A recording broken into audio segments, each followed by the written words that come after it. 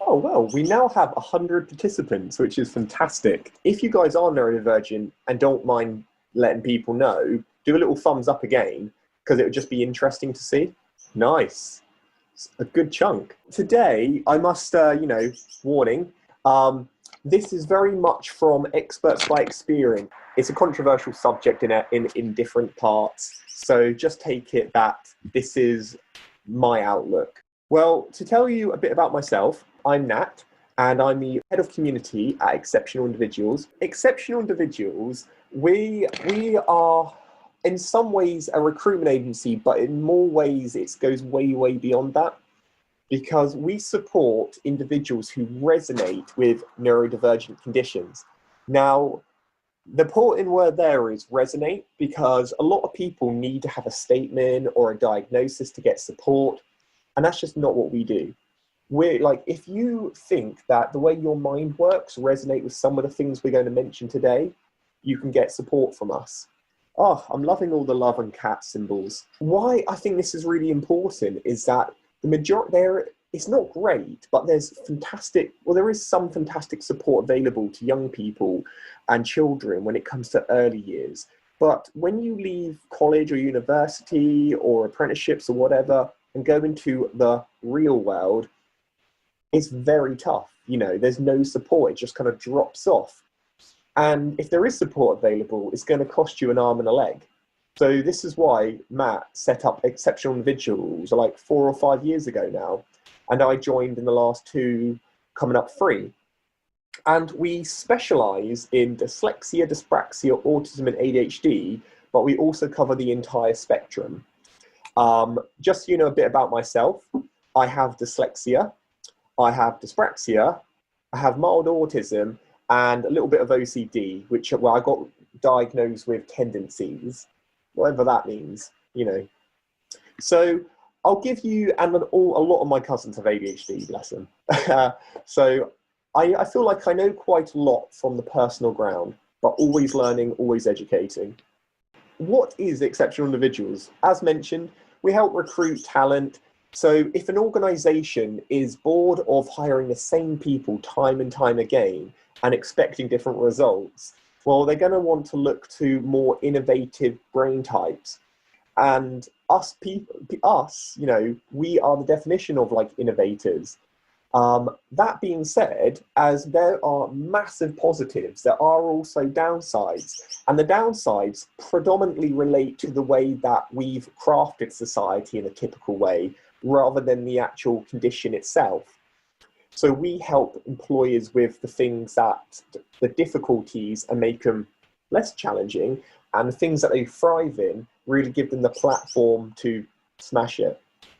We also do workplace needs assessments. So if any of you people resonate with what I'm saying today and feel like maybe your workplace could do with being a bit more accessible, get in contact and we'll see if we can help out. Quite a lot of time it's free through the government, so it's definitely worth, if you're in the UK at least, to get in touch. And we also do workshops and guides like this one today. So if you guys can see this background, this is our team, and we are 80% neurodivergent. So we've got myself, who has a whole heap of things, Matt's dyslexic, Shanna Dawes has autism, we've got another Matt who has Tourette's, we've got Dyspraxia, we've got the whole spectrum, and it's a really great environment. So as well as helping people get into jobs, doing their CVs, interviews, the old, that stuff, we also deliver free events, very similar to this one. And we do them for people who want to learn more, but also people who are neurodivergent or think they may be, but just want some guidance. Now, the thing that we've noticed is that the biggest challenge or barrier tends to be communication in one way or another. Either you talk too much or not enough. Either you've got all the ideas and can't get it out. So we created a range of workshops focused around communicating in different ways. So in the top left, we've got an animation class. We have done public speaking. We've done filmmaking.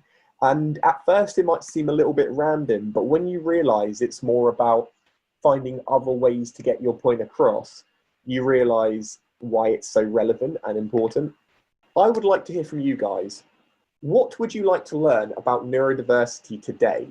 Okay, and I cannot promise, but I'll try my absolute best to touch upon all these points, and at the end, if we have time, to do a bit of question and answers. So we've got, what accommodations can employers provide to support the neurodivergent staff? We will mention that.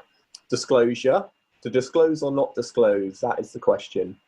Access to work, good workplace adjustments, understanding what it covers, extra, I'm going to start a job, what else, I'm neurodivergent, should we ditch the label? Very good point. I'm just going to touch on that one quickly. I'm not a big fan of labels, just putting it out there. However, for the purpose of this, it's very helpful to have a word to use. How do you encourage someone you manage to understand their neurodiversity, greater knowledge to reduce anxiety of higher education?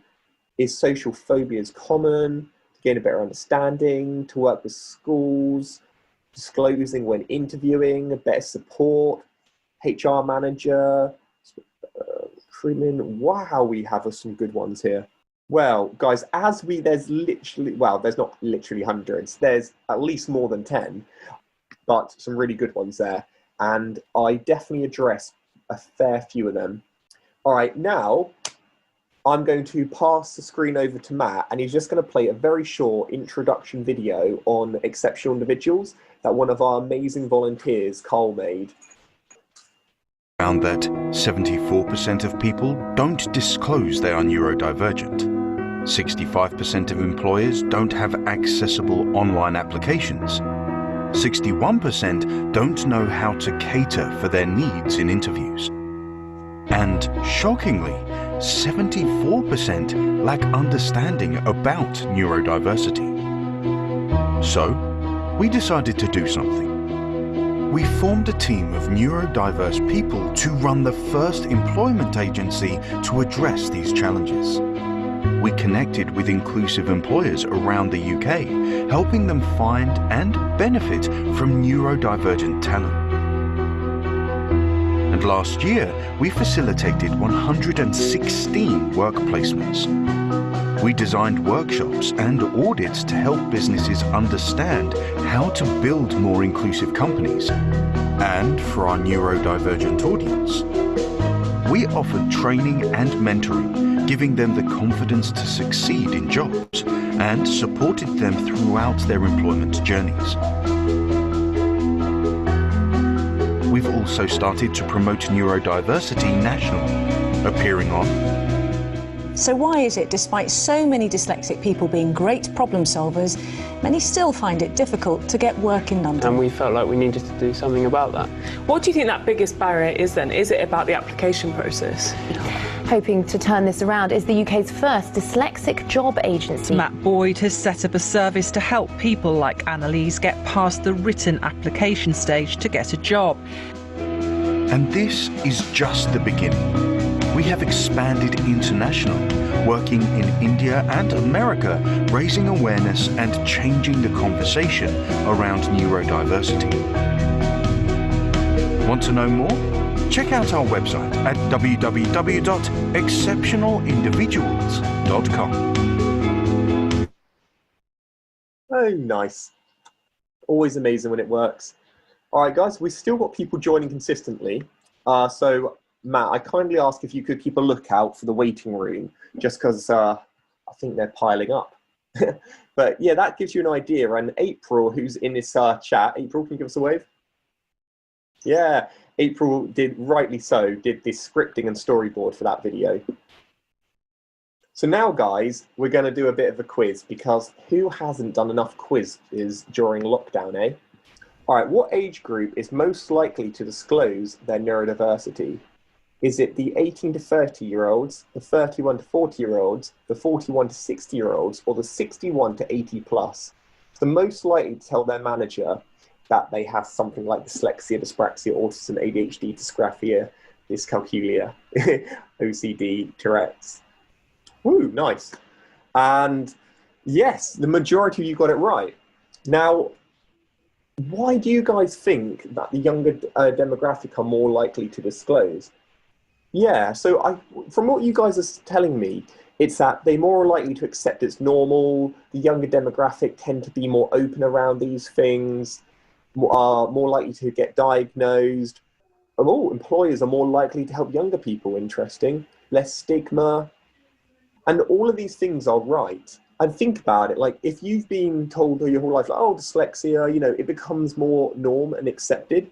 But typically those who are over 30 may not even know they're diagnosed, may not even know they are on the spectrum of some sort.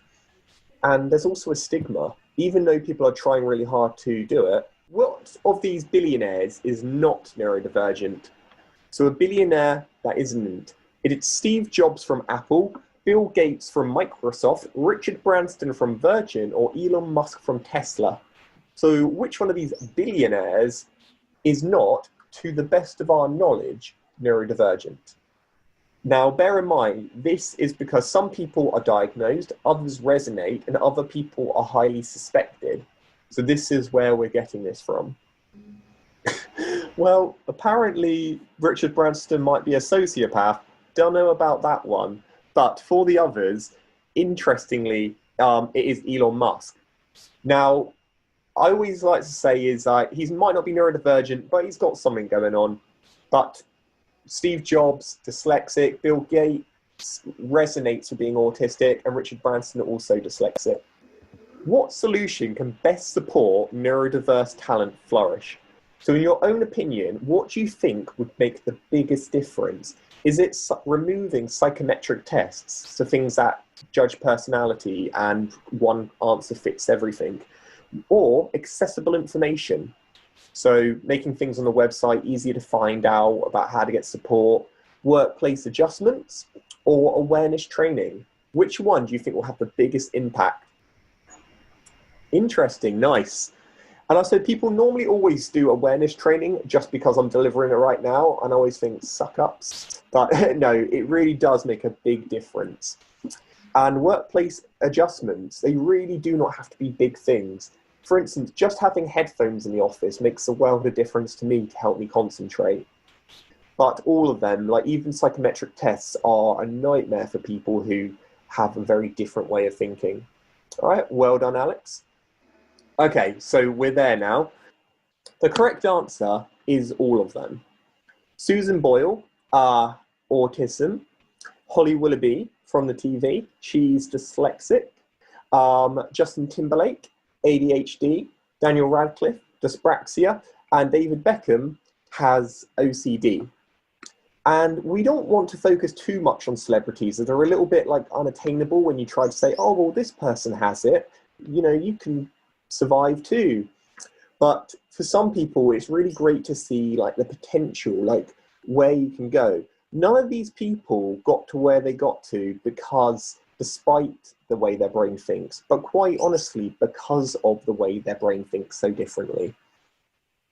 And that is one of the major things about neurodiversity. In the right setting, it can be a mega advantage. Now, these are the most popular, the most common neurodivergences out there. So dyslexia, in a nutshell, is around words. Dyspraxia is kind of more physical dyslexia, so how the brain kind of interprets external information, so it can affect balance, coordination, speech, anything like that. Autism is a very unique one. It's like seeing the world in a different way, not wrong, but different.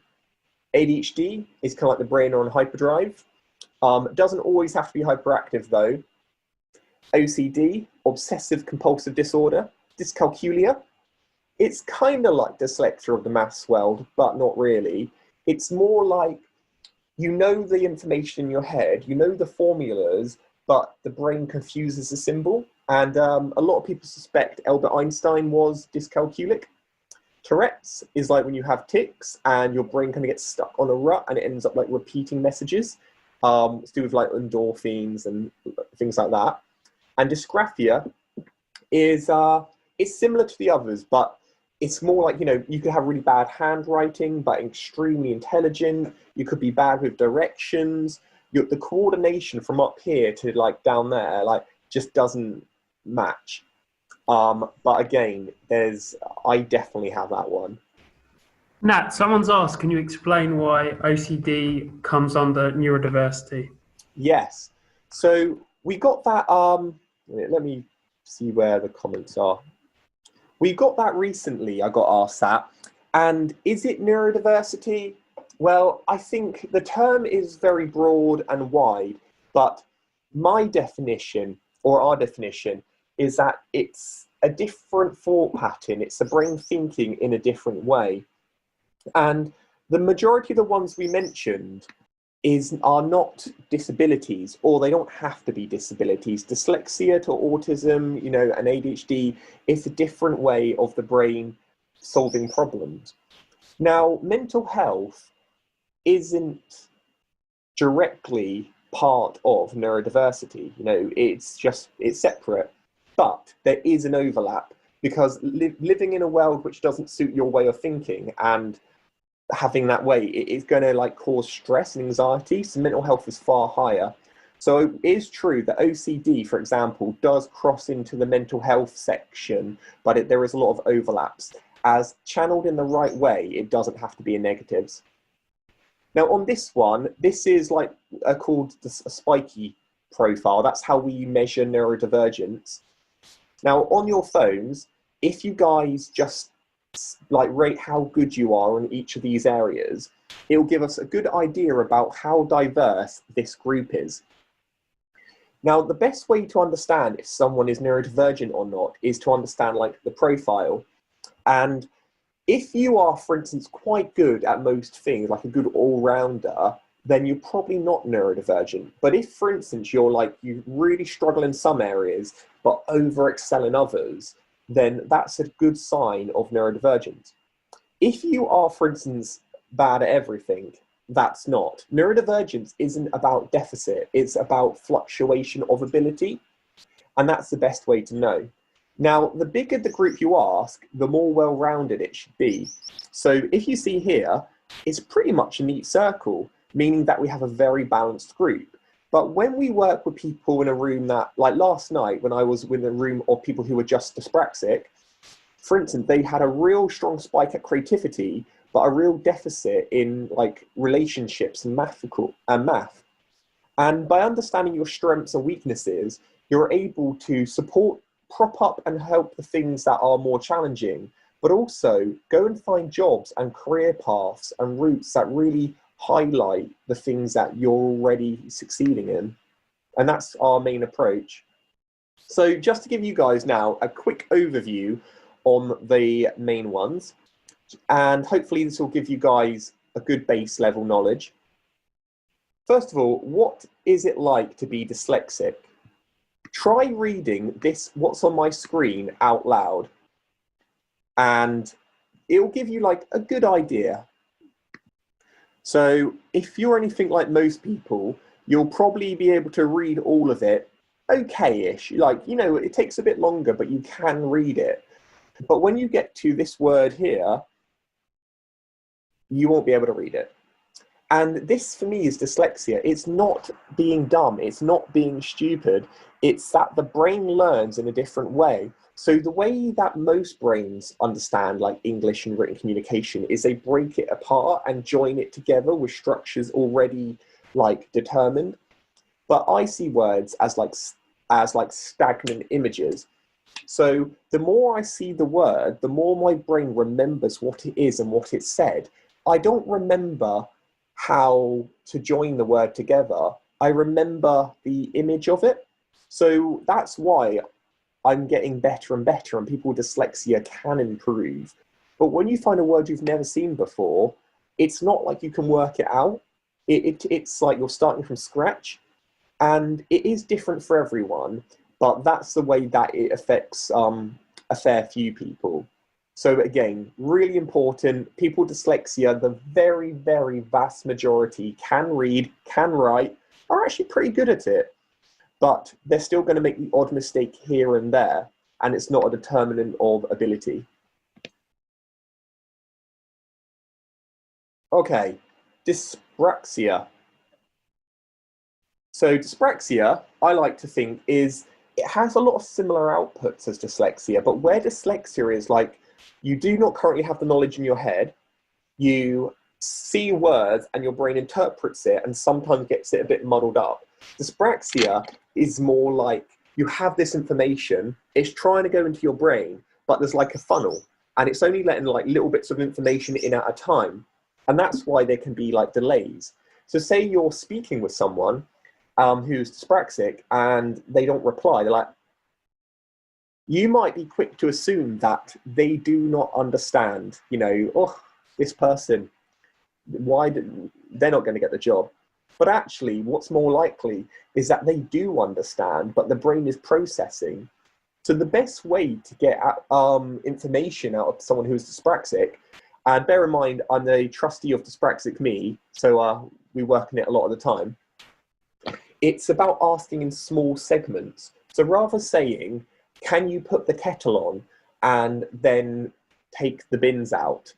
That's like two separate bulks of information. You say, can you put the kettle on? Once the kettle is done, then can you pick the bins out? By breaking up questions, it makes it far easier for the brain to like digest. And it also is the case in meetings. So always do notes, always do bullet points, make things as easy as possible for those words to go through that funnel. All it is like ripping information up and allowing it to kind of flow better. And it's also why people often refer it to as clumsy disorder, which is offensive, by the way. But it's because, for instance, when you're like cycling, you know, you kind of got to be quite quick on the mark, and having a slight delay can result in doom. That's why a lot of people with dyspraxia do not drive, though they absolutely can, and that's very important to know. It just means they have to put a bit more work into getting it right.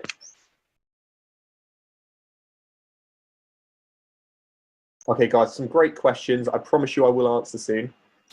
Another way that I like to explain dyspraxia is that imagine if every time someone asked you a question, you had to solve like a puzzle before you could answer it.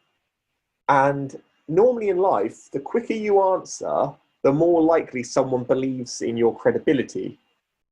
So if it's taking you quite a while to answer, even though you know the answer, you're at a disadvantage. So this is why when people ask for extra time, they're not taking the mick, they're not being cheeky. All they're doing is creating a level playing field. So again, give someone like 25% extra time. It's a good standard, but it allows someone the chance to solve the puzzle in their head first.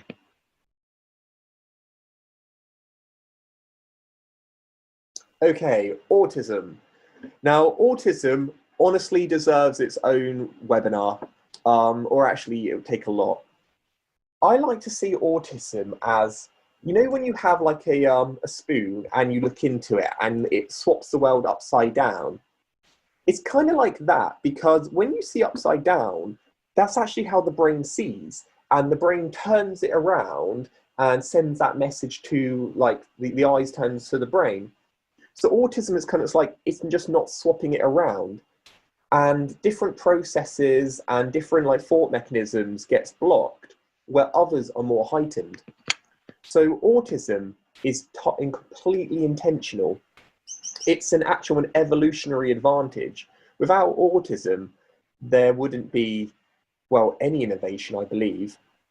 Now, to show you guys a bit about how I see autism, I've got a quick little thing for you. So if you're at Oxford Circus, what line would you take to Holborn? And now I appreciate not everyone lives in London, so here is the map. So Holborn to there. So looking at this, which colour line would most likely get you there fastest? And first of all, well done everyone. You're obviously very London knowledgeable. Yeah, so the central line makes the most sense. And how is this even relevant to autism? Well, it's relevant because a lot of people do not understand autism, so they automatically think it's wrong or something that needs fixing. when actually it's not. It's a different way of doing things. So if you're looking here, for instance, Oxford Circus to Holborn, right? Looks like a straightforward example. Hop on the Central line, you'll be there in no time. Whereas someone with autism, for example, may start at Oxford Circus, might go to Bond Street, might nip down to Green Park, might go to Westminster, might take the Thames Clipper up the river, might be the only person ever to go on the Emirates airline, and eventually get to their final destination. Now that journey makes absolutely no sense. It's more expensive, it takes longer, it's wrong. But it's not, because if you actually took the time to speak with the individual, you might actually start to learn that potentially they knew there was delays happening. They knew that they get stressed in that line because it's really crowded and they wanted to take a more scenic route. They wanted to have more time to process because they're able to work better and get their work done while in motion. If you take the time to think about, if you take the time to ask someone, it works far better.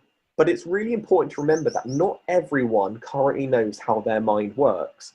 So though they might not have an answer which satisfies you, know that there is a purpose and there is a reason behind it. All right, ADHD. So attention deficit hyperactive disorder. Now, this is, again, the brain kind of being hyper-focused. It's kind of like when you've got those blinkers on and you can see what's in front of you and you can really do it well, but other things get amiss. A lot of people see ADHD as like the naughty condition, which just isn't true. All it is that the brain knows what it's interested in. It knows what it finds exciting, what stimulates it. And if something isn't kind of like reaching onto those neurons, which keeps it excited, then it loses track. And this is why the normal kind of 9-to-5 job, this is your task, bullet point, just doesn't work. People with ADHD really flourish in roles which allow more innovation, allows more like management, where you can choose what to do in your own time. Can you work on the weekends? Can you work in the evenings? Is there one project that you're able to smash through first? When the brain gets a bit bored of that, can you go to another thing? And the advantages of ADHD is that if you manage to channel it in the right way, it can result in incredible productivity. But word of wise, it also that with everything there's pros and cons. Neurotypical people are like, good all-rounders, where ADHD might be incredibly productive sometimes. It does mean that they're far more likely to burn out, and that's why they might need to take time off. So if you're an employer, this is why it's important that you treat every individual like an individual, because without that, you're going to run into burnout, and no one wants that. Now, I would like to hear from you guys again. What are some strengths that are associated with being neurodivergent? Some interesting comments in the comment section, by the way. I'm secretly laughing in my head, but must carry on. All right, cool. So, nice. Interesting. So the vast majority of you are saying creative, thinking outside of the box, intelligent, focused, analytical, problem solving, 3D thinking, that's passionate, spatially empathetic. Wow. So the bigger the word, basically, the more of you that have said it. And all of these are absolutely correct, but it's also important to know that it's also very individual. So when, for instance, people say, oh, what's the benefits of dyslexia? Oh, it means you're creative. Well, not necessarily. There's some people who are dyslexic who are incredible writers, and the challenge of writing and reading actually pushes them more forward to make it the thing they love doing. But typically it is about being creative, and we don't just mean about arts here. No, you don't want to just chuck every neurodivergent person in an arts course. It's more about giving them a a role which allows them to use their brain, which allows them to come up with solutions. I always think, you know, long as you get to the destination, it doesn't matter the route you take, but you've got to be allowed to take different routes. Whereas normal jobs and colleges and processes allow for like one route, and that's normally where the difficulty happens.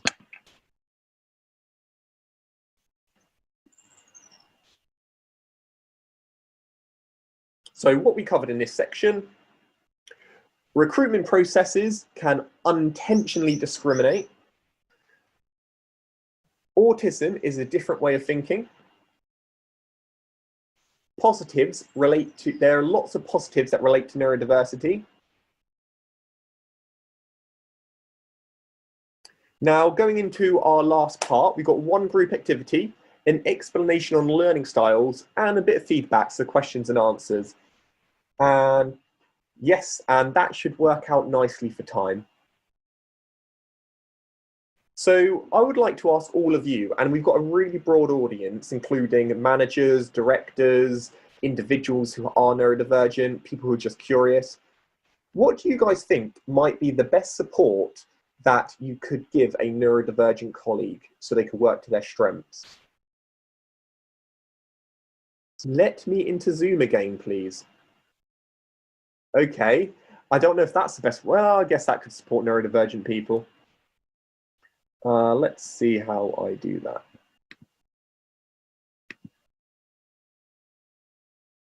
Oh, wow. Okay, we did have some waiting.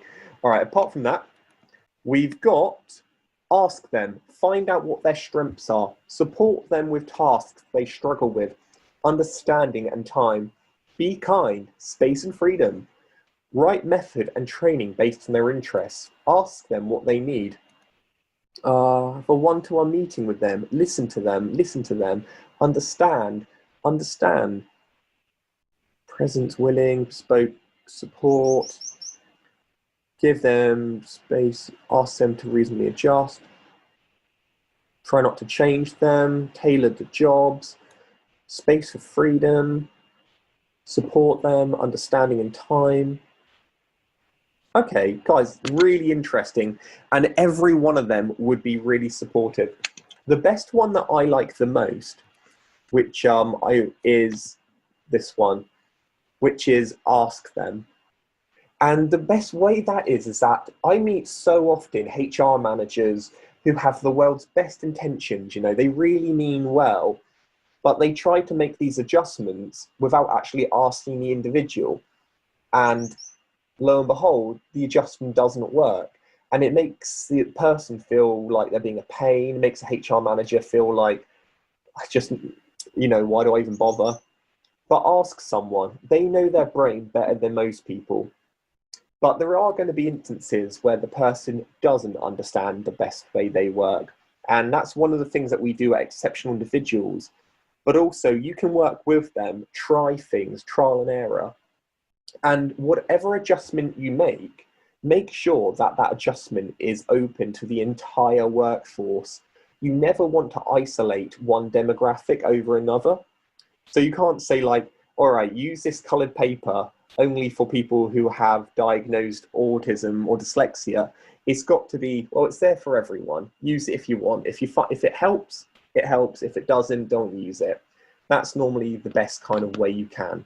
Treat people equal. If you make life easier for one demographic, you should make life better for everyone. Preach.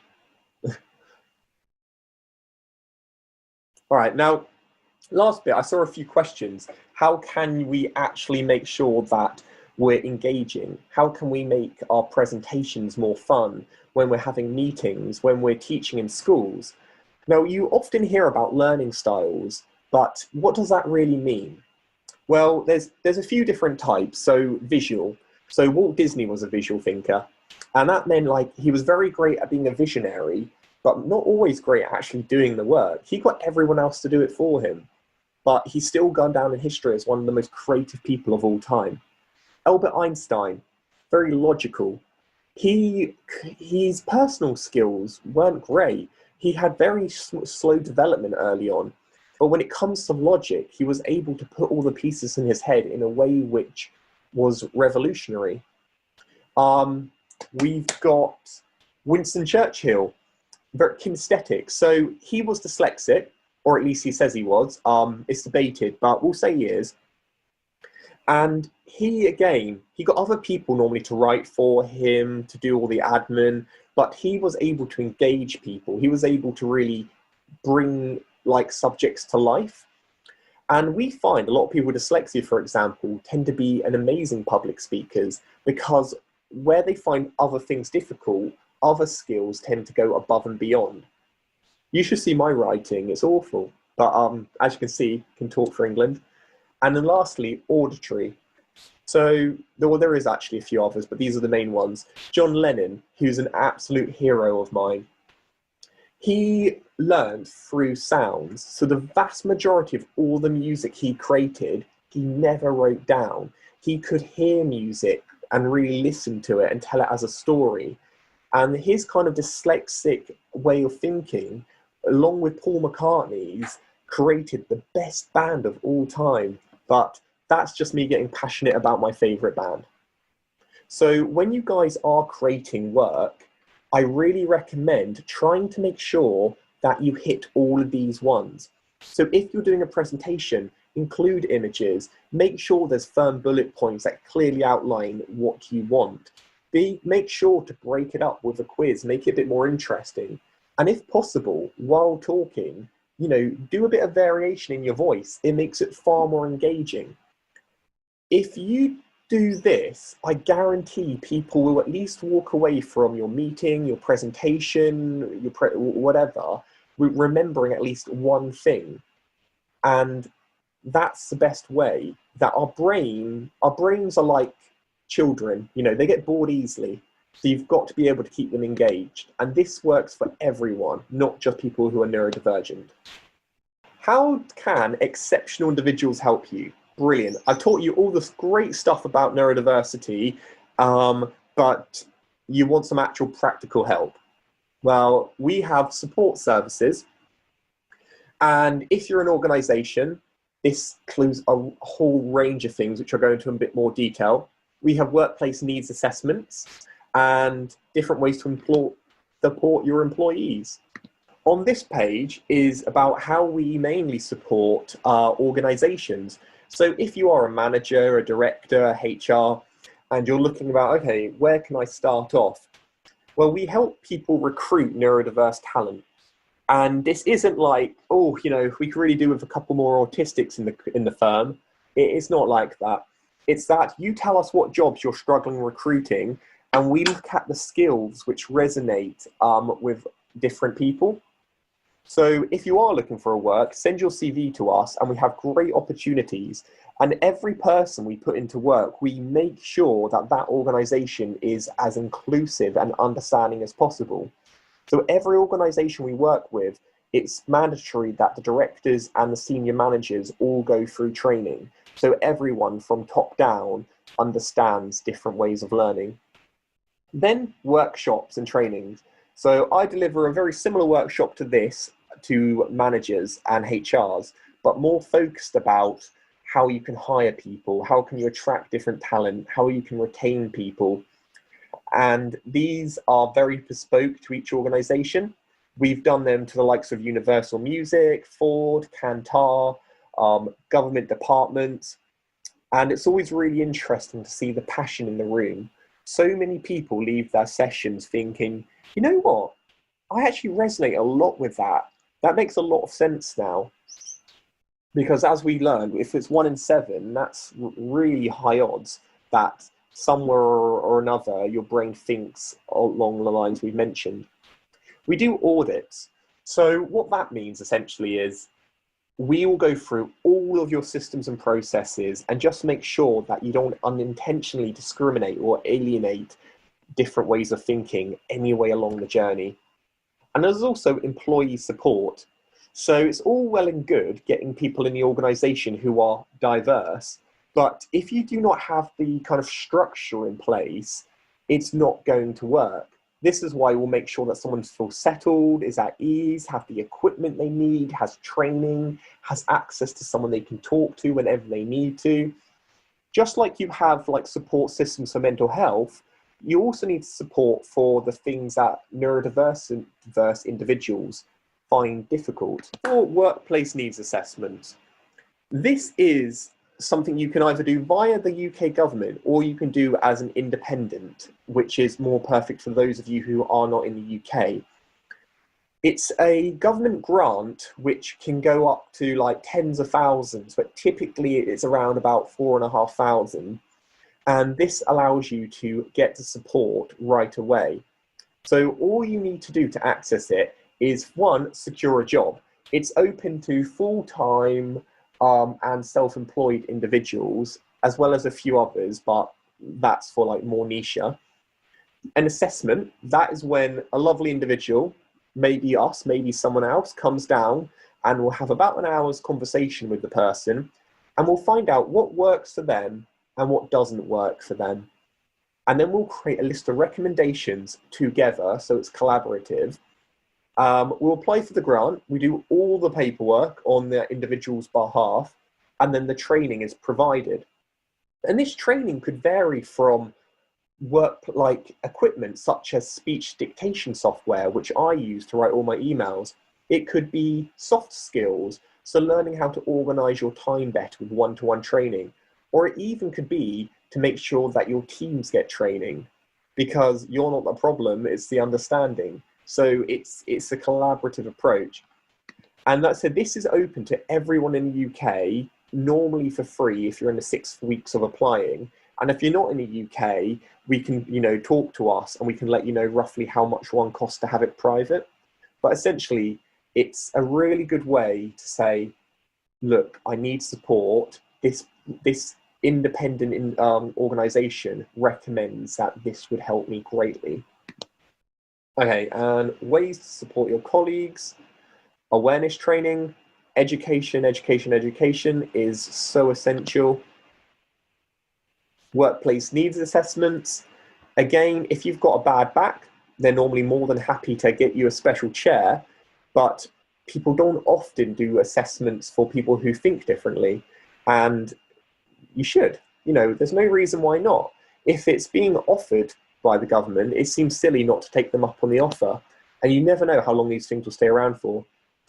Also, you guys should look at a thing called Disability Confident. It's a government like stamp of approval that says, you know what, you are doing a good job. You have said you're going to hire inclusively. You're not going to discriminate. You're going to go the extra mile. It's not a foolproof thing, but it's a good starting point anyway. And it's something that you can work up to. There's 3 levels. There's Disability Confident, Confident Employer, and Confident Leader. We're actually a confident leader at the moment. And it means we don't just make it easy for people to apply with different abilities. We actively encouragely support it. And accessible information. So what we mean by that is, the vast majority of people, there is support available, but they have no idea how to find it. And it's normally when issues happen and the HR manager will be like, well, we actually have this support available. Well, it's no good if you don't let people know. Put it on your website, put it on the applications, let people know that if they are neurodivergent, there is support available that can help them with the application process. And some adjustments. And again, I can never tell people how to run their companies, even though it's kind of my job. Psychometric tests, get rid of them. Like all they do is create one cookie cutter mold of an individual. That isn't the way that you're going to create innovation. And you could also partner up with exceptional individuals. Wink.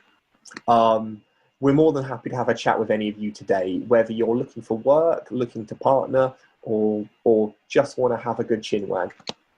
Any questions? Now is a good time for you guys to write in here any questions you have, and myself or Matt will do our very best to answer as many as possible. Do you work with schools? We work with schools occasionally, but it's not our bread and butter. So it's something we do as like pro bono. We'll go in and do assemblies from time to time. So it's not something that we actively do, but it's not something we do not do. Though we do work a lot with school, universities and colleges. Can assessments be done remotely? Yes, they can.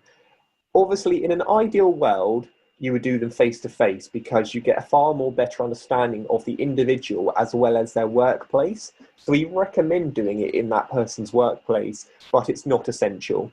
So yes, remotely can be done. And obviously during the pandemic, we've been doing all of them remote. How to deal with neurodiversity at school? Well, it depends what kind of area you're coming from a student's perspective or from a teacher. But I would say, without knowing the finer details, it's more about really giving that general awareness. There's no point just educating the teachers. You've got to educate everyone, like the students as well, to understand that learning different is an advantage. Let's try and drop the labels so much. So you don't have to say to guys, we're learning about autism today, but teach them that we're all different. We all think, and just because people have different ways of solving problems doesn't indicate intelligence.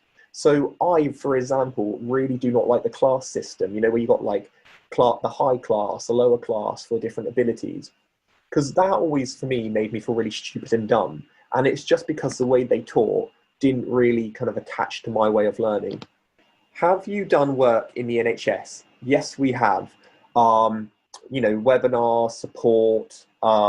It's something we definitely want to do more of. So if whoever wrote this, please get in touch, as I think this is such a huge area that we've only dabbled in. Predominantly, we've worked with government departments, but not directly with the NHS to the level that I would like to have worked with. How do you branch the subject with someone who does not think they are ND? Okay, well, first of all, again, drop the labels. If you go up to someone and say, mate, I think you might be autistic, you're never going to get a good response because people do not see it as a badge of honor. But if you go up to someone, say, I notice that you learn in this way, or how do you think you learn best?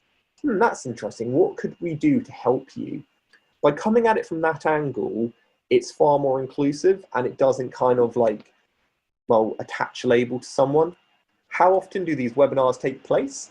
So we've got one every fortnight up until September, but then it's kind of at least once a month. And they're completely free. Normally they're aimed at people who are neurodivergent, looking for support. But this is just a bit of a taster today for organisations. But normally we go into far more detail. The one-to-one is before you get a job, but it also can be once you get a job and we can support you in. It just changes. So one's about getting support in work, one's about actually helping you find an employer that you like and is inclusive, and you'll have a really nice life. If the individual had previously had access to work for a different condition, can they have a new one for another condition? Yes. So you can apply for access to work, I think nearly as many times as you want for new employers. And also, if your circumstances change. So for example, I had one done for my dyslexia, and I actually didn't find it helped very much. So I went back to them and they redid an assessment and to find out equipment that actually would benefit me. Having a list of common accommodations would be helpful, as I have no idea what is already out there. Is there something you have on your website? Well, we have a blog which has covered, which lovely April, who's here, writes a lot of, as well as myself. And it has a lot of ideas there. So there's ones like top 10 dyslexic hacks, or what equipment is best for people with dyspraxia. I would say that's a really good starting point. And we do have a list of equipment which we use regularly, though it's not an exhaustive list. I would say the reason I don't like overly recommending things is that it's always a bit of a cocktail. It's about trying different things out for what works with you. It's one of the reasons we don't like promote any particular brands, because it really depends on you. I can pick some up now. I've got them on my phone here. So please do, Matt. Please do. Is access to work available for freelancers, self-employed and contractors?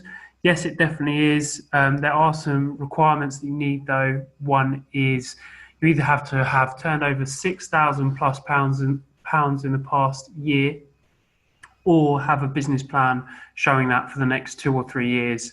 And it really depends on the advisor you get to how much detail that needs to go into. But you definitely can. I'll put the link in. We can help you with that application as well. Okay, how do you get an access to work assessment with you guys? As the one I had was with RNIB, was a poor experience and knew nothing about the conditions and what I needed. The thing is, if you just phone up access to work normally, they basically have a whole database of people, and we're one of them, and they'll just kind of like put you in any odd one. And the thing with that is, it's just pan disability and it's not neurodivergent focused. So we are neurodiverse experts. So if you want one via us, the best thing to do is go on our website and you can request to have one. And that way we'll act as your advocate or third party and go and make sure that you are allocated with us. And I would recommend that for someone who's neurodivergent. If you have a co-occurring condition and say have a physical disability as well, what we do is we collaborate with someone who is an expert in that area together to come up with a really detailed report which will benefit. Do you do the support sessions for access to work? We do for some of them, yes, not all of them. We do a lot of like soft skills and individual coaching and training.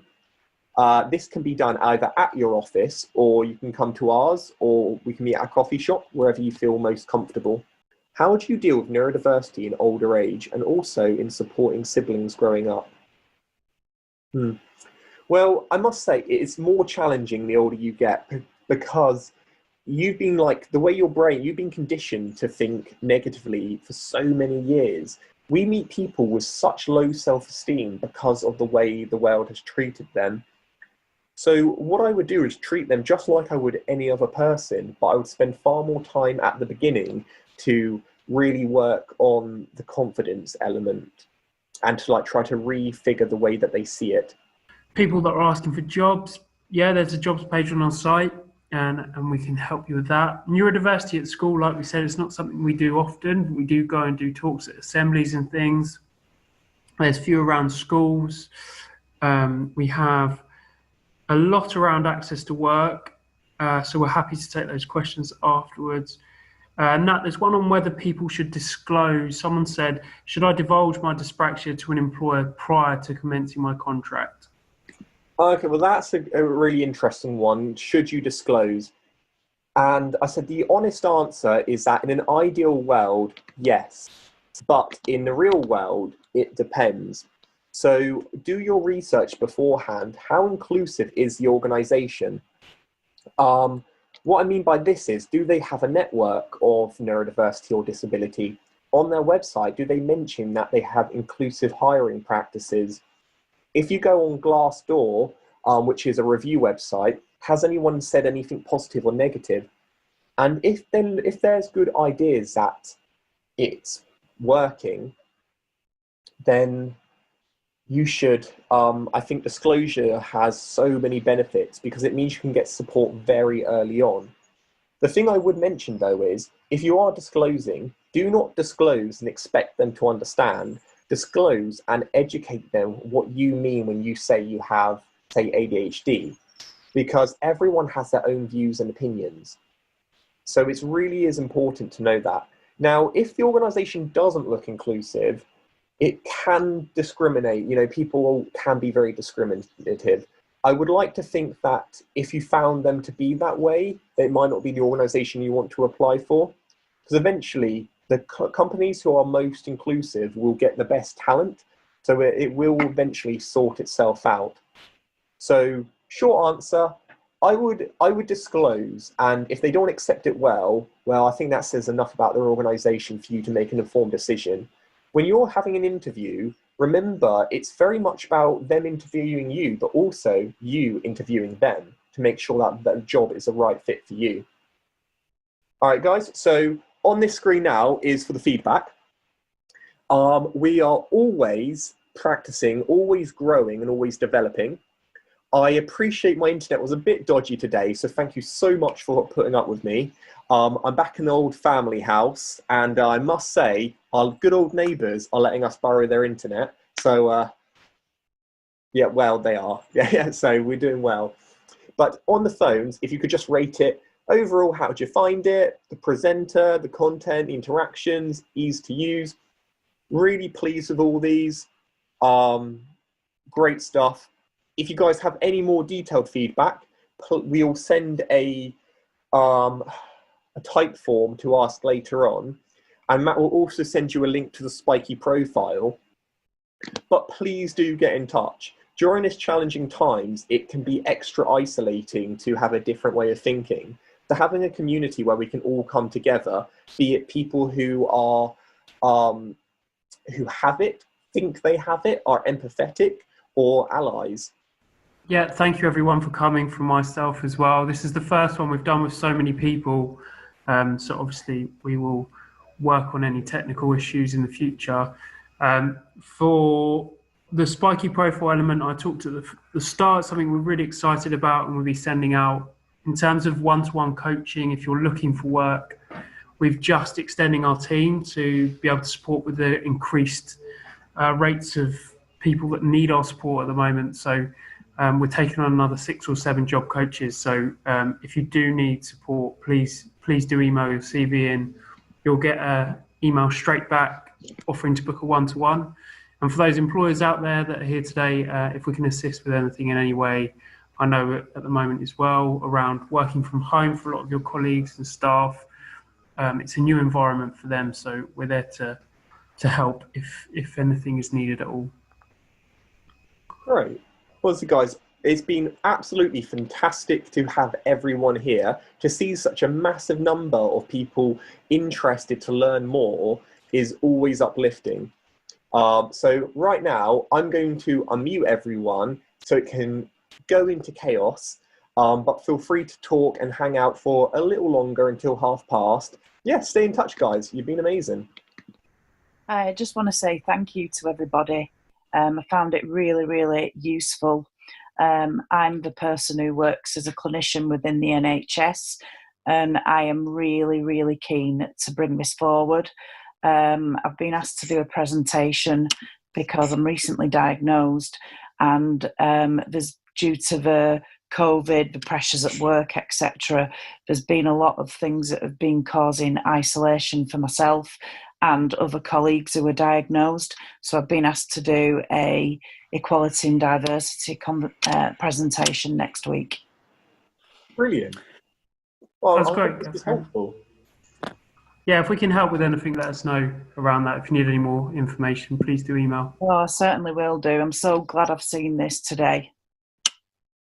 Oh no, honestly, we're as I said, we're very passionate about it, and there is a massive community feeling growing, and I think every day people are switching on.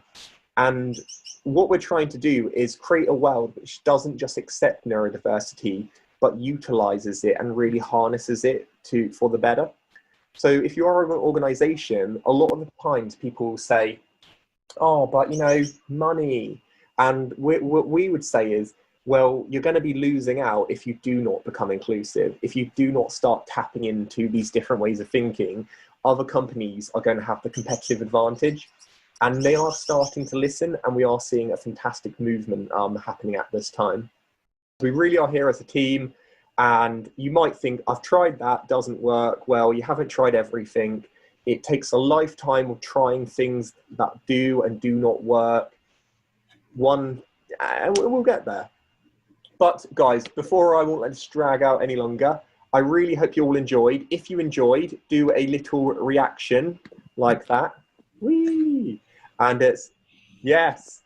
And that gives me yes, Beverly. She's going crazy. So yeah, really appreciate it all. So stay in touch and have a lovely day, and hopefully see you guys at the next one. Bye all. Thank you.